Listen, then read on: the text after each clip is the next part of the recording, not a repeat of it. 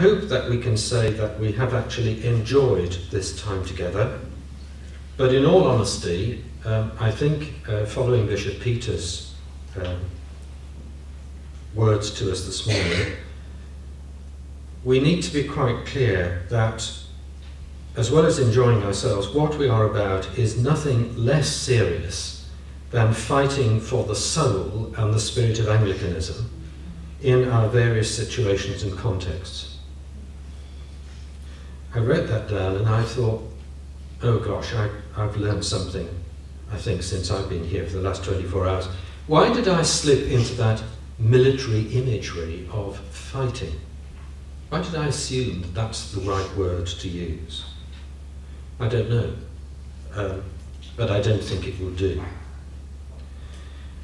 What we are called to do is to sustain the soul, the spirit of Anglicanism, in a world that, as we know, is living through all sorts of very rapid change.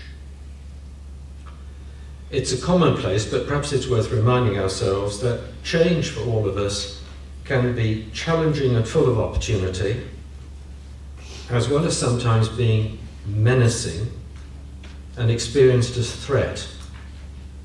And going through my own life transition into retirement, I'm somewhat in touch with both those dimensions of challenge and threat at the moment. Our world today is, of course, in a sense no different. It's always been a world subject to abrupt and unexpected crises. That's no different. But what is different now is that we live in a world in which the effects of these crises are more speedily communicated and felt. And I think that's significant, and I think that has something to say to those of us who are inclusive church in the way we go about our business, and I'll perhaps return to that. And I was very grateful, Peter, when you offered us a strategy about how we could find our way forward on that. Well, my sense of this soul or spirit of Anglicanism is that it has in some way a special genius to be and do several things at the same time, and to sustain a genuine cohesion whilst doing that, that often defies strict logic, but is nevertheless a serious reality for people right across our communion. The sleeping giant, which hugely values what Anglicanism traditionally has to offer and to stand for. Now, across the communion, of course, the application of this particular genius has been carried out in different ways on different continents. Peter again pointed up the way in which the North American experience has been very different to that in the United Kingdom. But this question of being different has always been with us. The Anglican churches in England, Ireland, Wales, and especially Scotland, because Scotland was not a colonial implant from the Church of England. Scotland developed through its own Reformation process. It owes nothing, I'm sorry to tell you, to Canterbury, rather to Columba and Ninian and one or two others.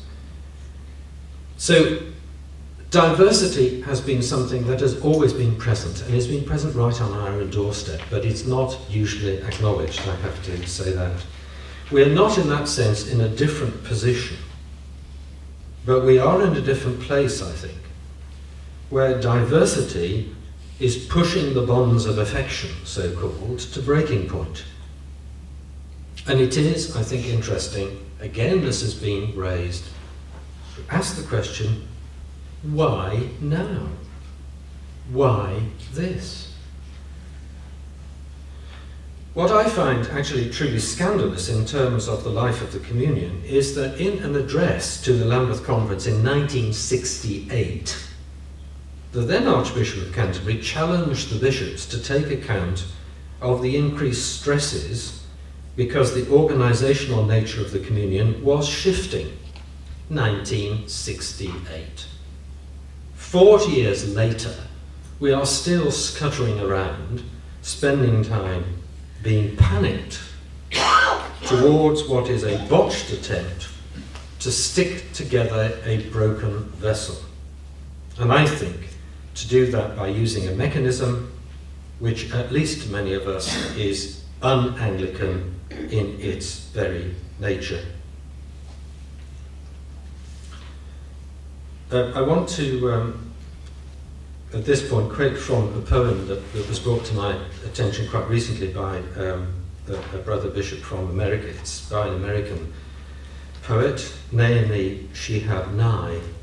It's called The Art of Disappearing, and in terms of the covenant, just offer this. When they say, "Don't I know you?" say no. When they invite you to the party, remember what parties are like before answering. Someone telling you in a loud voice that once they wrote a poem. Greasy sausage balls on a paper plate. Then reply. If they say, "We should get together," say, "Why?" It's not that you don't love them anymore.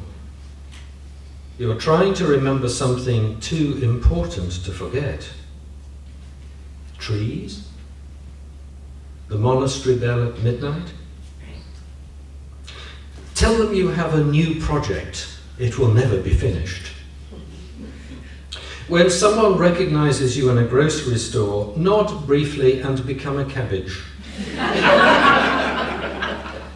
When someone you haven't seen in 10 years appears at the door, don't start singing him all your new songs. You will never catch up. Walk around feeling like a leaf. Know that you could tumble any second. Then decide what to do with your time.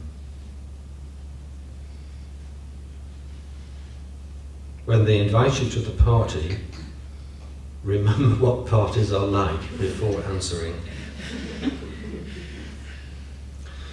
The point I want to make is that tinkering with structure, of course, has its place, and in my 10 years as a diocesan, I've done my fair share of tinkering. But in the end, that's not sufficiently radical. What is demanded is nothing less than a change of heart. A change of heart away from exclusion to open-hearted inclusion. A sense of generosity towards the other. When that shift, when that radical change of heart has taken place, then structural changes may follow. But we are all of us called to metanoia, to be open to a change of heart as the starting place.